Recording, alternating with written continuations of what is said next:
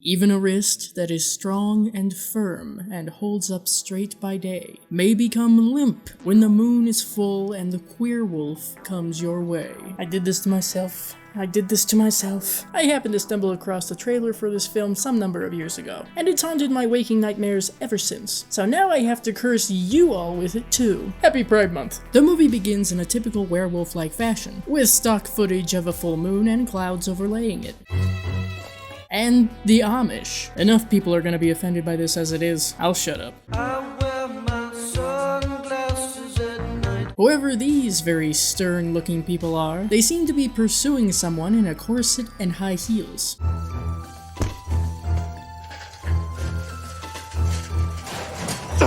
Honey, if you get got by these people, that is your own goddamn fault. I really have no idea what or where they're hammering into this person, but apparently it kills them. Them being a guy, I guess. Then we're treated to an epilepsy test for no reason, and the opening credits. Pay attention, guys, because you're never gonna see any of these names again.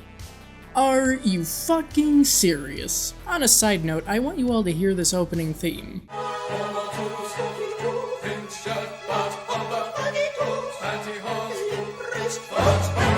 You know what?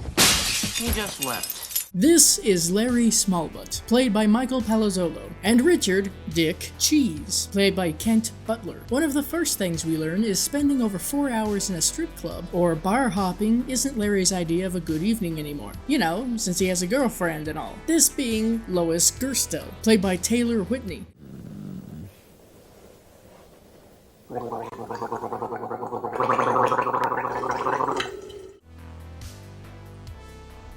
You get 1 point, movie. On a positive note, is this movie trying to say that manly men are 100% willing to go down on their partners? The following morning, Dick and Larry go to work as therapists.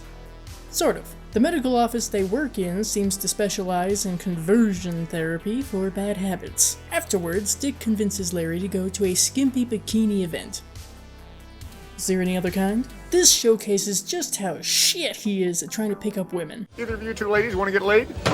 Somehow this still works, and Larry and Dick take the ladies back to Dick's place. That was your second bad choice of the evening. The next one is Larry making out with Paula, played by Cynthia Brownell, which leads to her literally biting him in the ass. And subsequently Larry finding out that Paula is...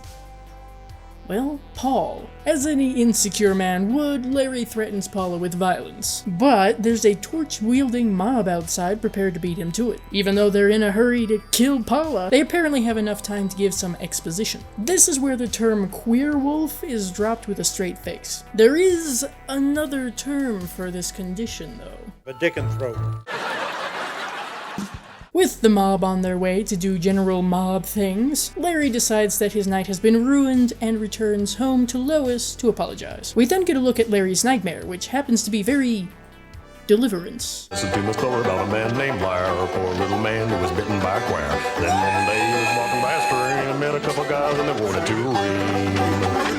read. Sodomy, that is. As long as we're borrowing from other sources, why not replicate the waking up from a nightmare within a nightmare sequence of an American werewolf in London? In other news, Paul/Paula was murdered last night, which is what we witnessed at the start of this film. And now, Detective Morose, played by the late Alfie Pearl, is on the case. You see, he's in the homicide division. The number of times I facepalmed during this film. Oi. Meanwhile, Larry's not having a typical day. This includes fucking running a woman over. It was her own damn fault for wearing such a gaudy bedspread. This is Madame Mariucci, played by Sharon Alicina, who warns Larry of the sign of the pansygram. Why are you doing this to me? I've been continuously asking myself that same question for the last 40 minutes. Back at home, Lois is headed out for a girls' night, so Larry is left to... do a self-striptease? It goes without saying that later on Larry undergoes a transformation of sorts, and ends up waking up in a sauna. Thus, he is forced to make the walk of shame home, dressed like an extra from Boogie Nights. As expected, Larry doesn't remember a damn thing from the night prior. Now, the pump you see here will automatically send an ounce of booze down your throat every few seconds. While that happens, I'll have you sniff a pair of my dirty white socks.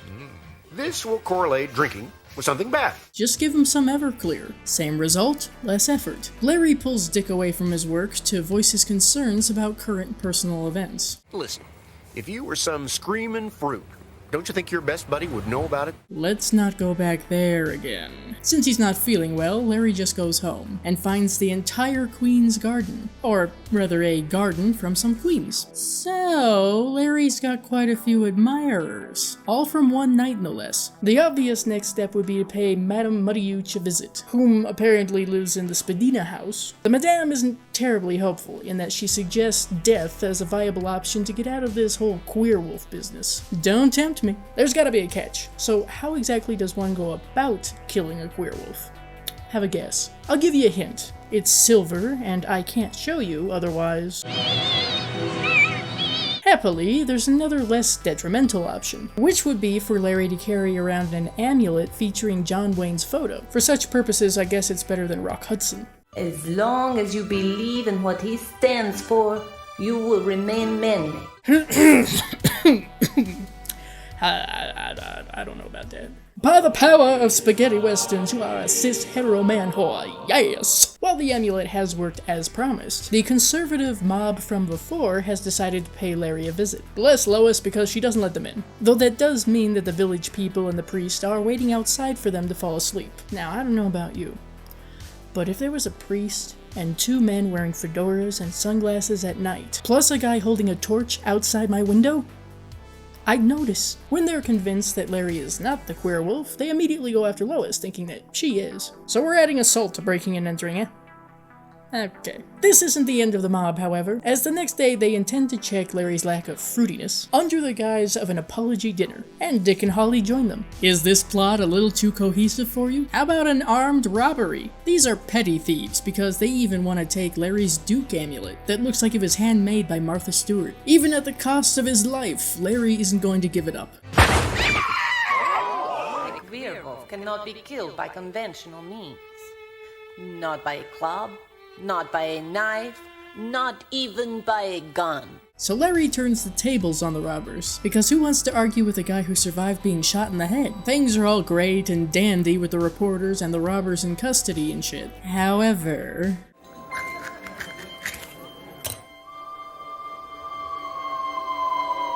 Tell me why this version of Larry reminds me of Dom DeLuise if he were trying to be Butch. In any case, the shit has officially hit the fan. Slower than it should have. But look at who we're dealing with here. Larry's not going down without taking a good number of others with him, though.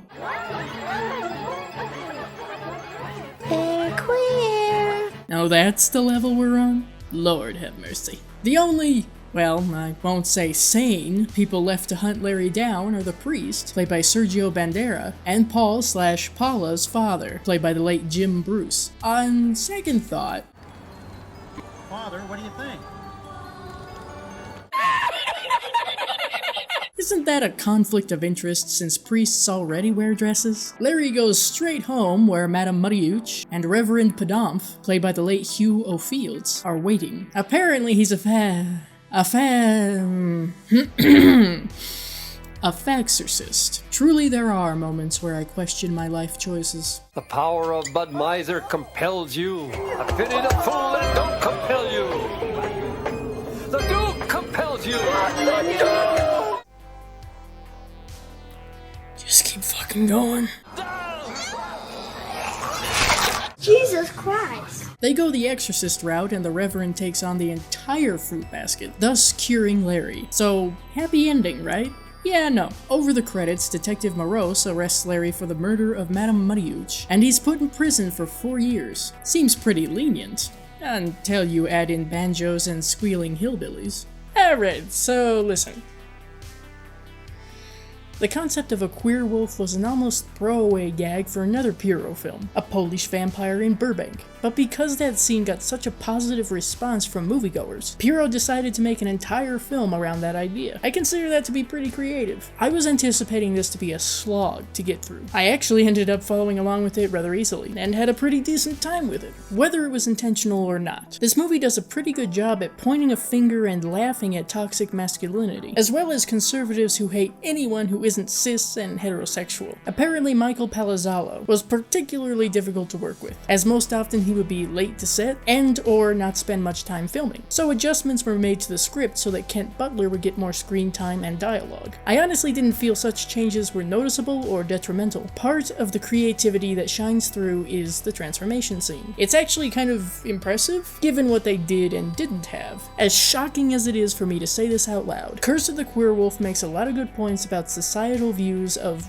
gender norms, identity, and sexuality that are still very relevant today. Obviously, this film had no budget. If you're not into B-horror and indie films, this will probably be a glaring issue for you. I would highly question why you're picking Curse of the Queerwolf if you're into Kubrick, but something else that goes without saying is that a vast majority of the humor here is very not PC. Granted, a lot of us can still have a laugh with stuff like that. Personally, I don't find the jokes made to be coming from a mean place. While this is a parody, I can see why it can be taken in a harsh way, especially towards trans people. I would imagine that certain, if not all of the characters, could come off as annoying. While I'm sure that was intentional to an extent, it can still be grating. The acting all around doesn't come anywhere near good, but that doesn't mean that some of the actors weren't trying, like Kent Butler. The cinematography and editing leaves something to be desired, though let's keep in mind that the crew faced a lot of roadblocks, disadvantages, delays, and speed bumps throughout production. Though I don't see this as too big of a con, I know some would. There are a number of running jokes in this film. One is that Dick kills his patients through negligence, and another is Larry and Lois having to get a new dog every few days, because Larry accidentally kills them due to stupidity. Maybe not such a good aspect for animal lovers out there. I'm going to say this with the preface that I truly do not know much of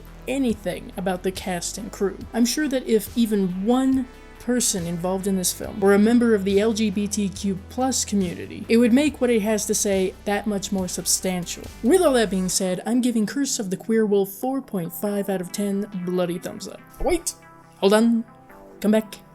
I can explain. I went into this film expecting it to be a schlocky, offensive as hell, ignorant movie made with no budget. Is it schlocky? Yes. Is it offensive? Sure. Is it ignorant? That's where I was rather surprised. For a movie that was made on quite literally less than a shoestring budget, it relies solely on the characters and story itself. While some of the humor didn't quite land for me, there were a lot of jokes that did. This sort of humor isn't for everyone, and maybe it says more about my sense of humor than anything saying this. At the very least, the humor didn't seem forced or desperate. Piro actually has a YouTube channel where a behind-the-scenes video resides, and from what I can tell about the director from his other videos, he seems like a nice guy that doesn't take his filmmaking so seriously that it hinders his sense of humor with his audience. For all the shit that I give Curse of the Queerwolf and those who were involved with it, I can understand why it has its fans and appreciators. And shockingly enough, I am glad that I finally watched it and reviewed it. I would recommend Curse of the Queerwolf to B, C, and D horror movie fans. Those who enjoy their horror movies to be absolutely off the wall and loaded with interesting humor. Shockingly enough, LGBTQ+ horror movie fans, and anyone who might need a good reason not to go bar hopping with friends. So that was the first review of Pride Month. On the bright side, it can only get better from here. Right? Right? See you later.